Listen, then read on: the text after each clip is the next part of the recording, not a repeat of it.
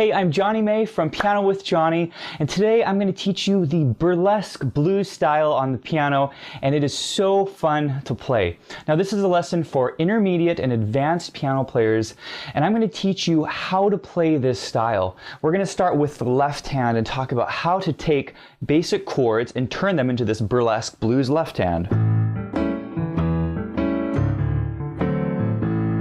Be talking about the chord positions, where do you want to play those chords in the left hand. We're also going to talk about the right hand. How do we get these big chords in the right hand?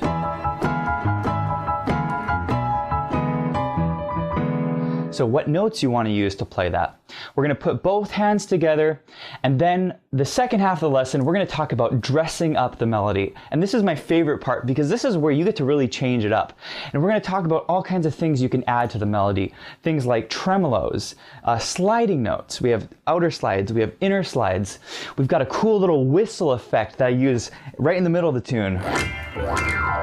That's really fun to play. We're going to talk about blues riffs. There's a couple great blues riffs you can play over this, and some alternate left-hand patterns.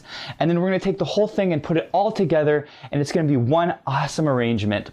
So not only are you going to learn my original tune, and by the way, for this lesson, it's called Footsie Woman. It's an old, reminiscent of that era, so it's an original tune. You're going to learn the whole song, and you're going to understand how to play this style. So you can take other songs in a fake book or a real book and play them in the burlesque blues style. And I actually walk you through Georgia, the song Georgia, that works great in this style. So you're going to have a lot by the end of this lesson. I also take you through a chord reference, and I show you my favorite chord positions for all 12 dominant seventh chords, so that when you approach pretty much any blues, you'll know exactly which chords to play. Now, in this preview course, I'm going to teach you a portion of the arrangement, and if you want to find the full-length course, you can get it on pianowithjonny.com. I really go in depth, and I teach my whole arrangement as well as all of the tricks you need to play this style. So let's go ahead and hop in the lesson. All right, you're doing a fantastic job. We learned the left-hand chords, we learned the melody on the lead sheet, you learned the left-hand pattern for the burlesque blues, and now what we're going to do is we're going to apply that pattern to the chords for this arrangement. Okay, so that's kind of the goal, right? Is when you're playing a style, you want to understand how to play that style with the chords and the melody, right? And so that's what we're doing is okay, you understand this formula. Well, how do you apply it to the lead sheet? Well, that's what we're going to do now. Okay, so we know our first chord is an A7. And we have it for 2 measures, okay? So basically, we're going to play that pattern for 2 measures, right? So we go A to the chord, to E to the chord, right?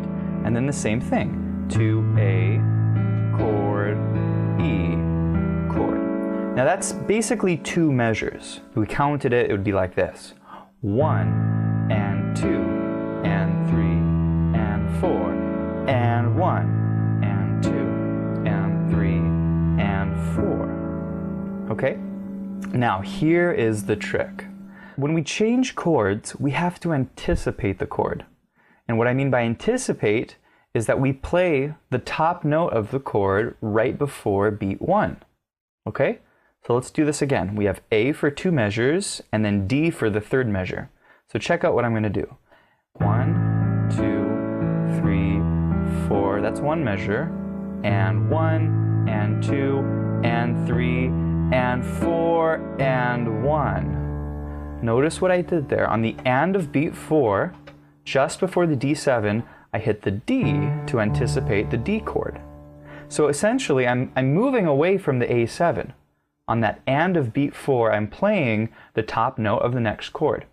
That's part of this formula. That's what you're going to do throughout this whole arrangement, is anytime the chord changes, you have to anticipate the next chord right before the chord changes.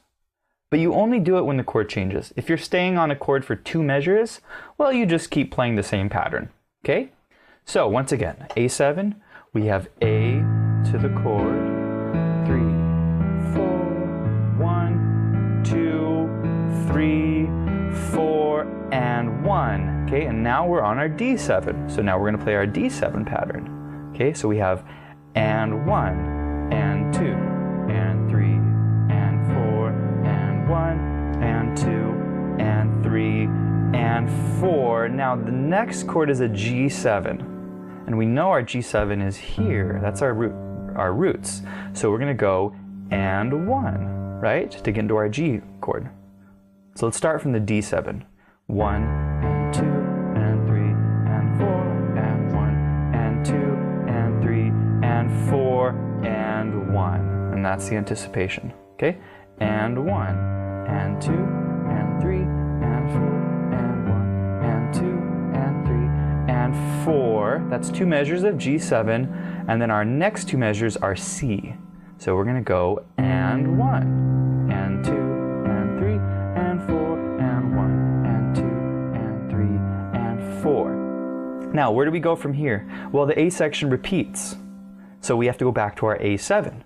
So we go back down here and 1 and 2. And now we're back to the top. 1, 2, and 3 and 4 to our D7 and 1 and 2 and 3 and 4 and 1 and 2 and 3 and 4 to G7 and 1 and 2 to C, 4 and 1 and 2 and 3 and 4 and 1 and 2 and 3 and 4. So that's going to be the A section. We played it 2 times, and what we're practicing here is tying all these chords together, right? And the way we tie them together is through that and of beat 4, we're anticipating the chord. Very, very important that we anticipate the chord. It actually adds a lot to the arrangement. All right, you are doing a fantastic job. We have the left hand down. You're doing a great job. I mean, that's really sort of half of what you need to know for the burlesque blues style. And now we're going to talk about the right hand, okay? And how do we, create this awesome burlesque blues sound?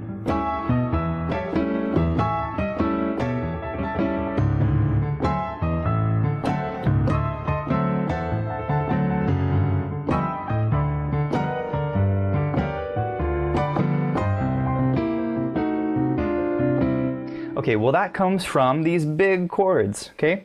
And it's actually probably simpler than you think, okay? I'm not really doing a lot. We're gonna take this melody and we're gonna play those notes of A7 in the middle, right? We're adding 2 notes in the middle with the melody on the outside. So here's what we're gonna do. Our first chord is A7, so we put the A and the C sharp in the middle. Then we go down. We're going to leave the A and the C sharp in the middle, back up to the E, keep the A and the C sharp in the middle, down to this chord, C sharp and E. You see how that works? So you keep the middle notes the same. I use the 4th finger here, back to the 3rd finger, and down to A. And we're going to do that twice. Now, our next chord is a D7. Okay, so there's our first chord. The next chord is a D7. So how are we going to harmonize this melody? Well, we're going to pick notes from the D7. And these are the notes I like, A and C. Those belong to a D7 chord. Okay? So we keep those notes the same in the middle. You see that? A and C stay the same in the middle. And then when we come down, you can use this, or you can use this, put the 7th down here. But that's the idea, is we're just filling it in with the notes from the chord. Okay? Let's go and use this guy. So we've got 1, 2, 3, 4, 1, 2, 3, 4. D7. There's our notes. 1, 2, 3, 4. 1, 2, 3, 4. Okay? And again, you can use that. That's a little more bluesy sounding because you get the 7th in there. That option is up to you, okay? Okay, let's look at the last phrase. It's a G7. There's our G7. And then in the right hand, we got this.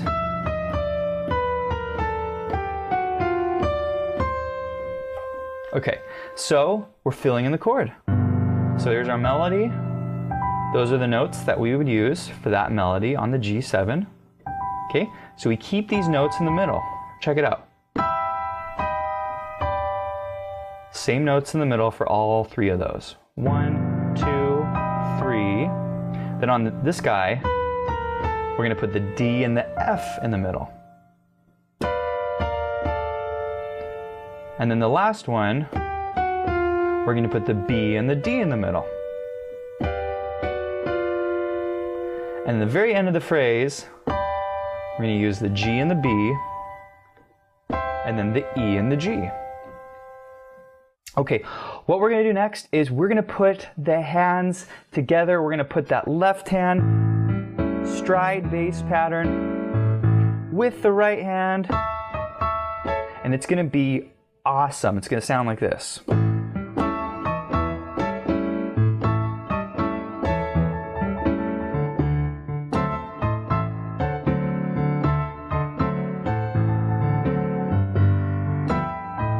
Okay, so we're going to walk through how to put the hands together. Okay, so here we go. We're going to do small phrases. You know the right hand, you know the left hand.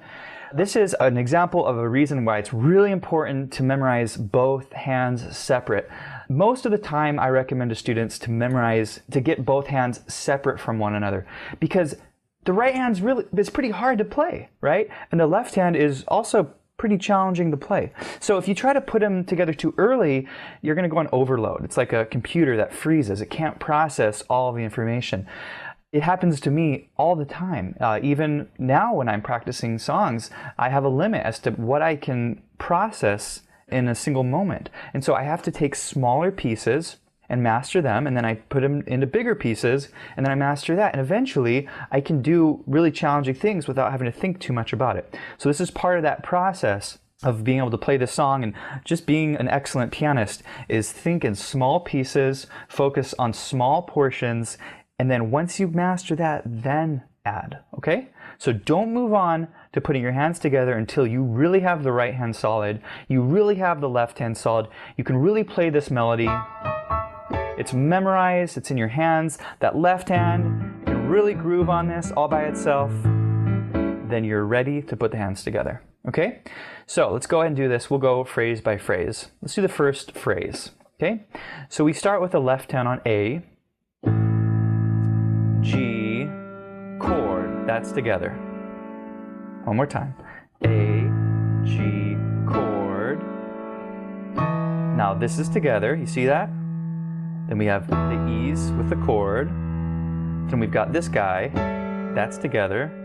Chord, A, that's together. That's together. E. And then we do the octaves to the chord. Okay, we'll go slowly. Here it is. 1 and 2.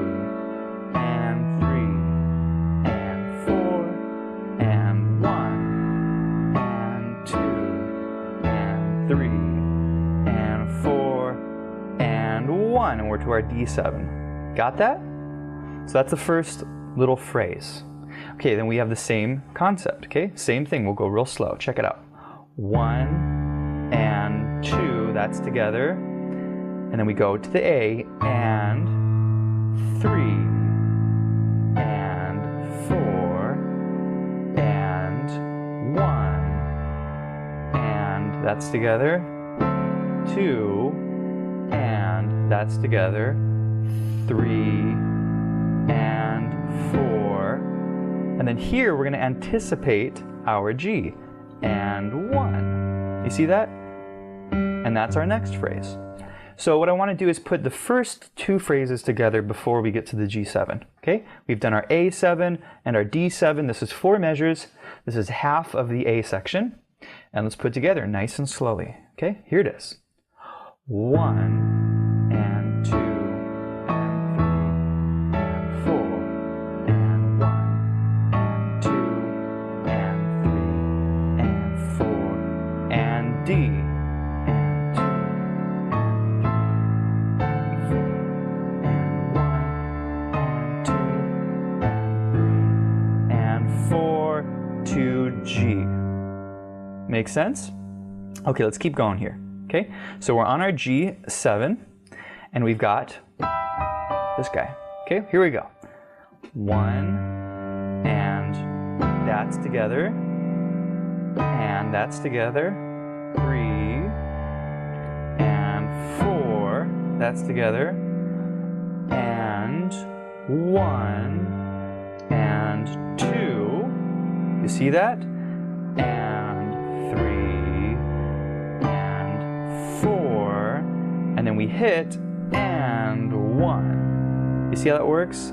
And 1. And then from here, we just play that C chord in the left hand. 1, and 2, and 3, and 4, and 1, and 2, and 3, and 4. And... Okay? That's it. That's the rest of the phrase. Let's do that last half a little bit faster. Here we go. Starting on the G7. Here we go. 1, and 2, and 3, and 4, and 1, and 2, and 3, and 4, and 1, and 2, and 3, and we just finished the phrase. And 2, and 3, and 4, back to the A, and 1, and 2, and we're back to this. Does that make sense? So we have 2 measures of C, right? 1, and 2, and 3, and 4, and 1, 2, back to the A, 7, and 1, and 2, and then we play the same thing. Hey, I hope you enjoyed this little burlesque blues lesson. If you liked what you learned, you can find the full lesson on pianowithjonny.com. I teach the whole arrangement of Footsie Woman. I teach all of my tricks to playing this style and give you lots and lots of tools I think you're really going to enjoy, so be sure to check that out. I also have lessons, lots of other lessons for beginner, intermediate, and advanced piano players, so be sure to check that out. It's a lot of fun for me to teach you, and I hope to see you in the next lesson. Take care.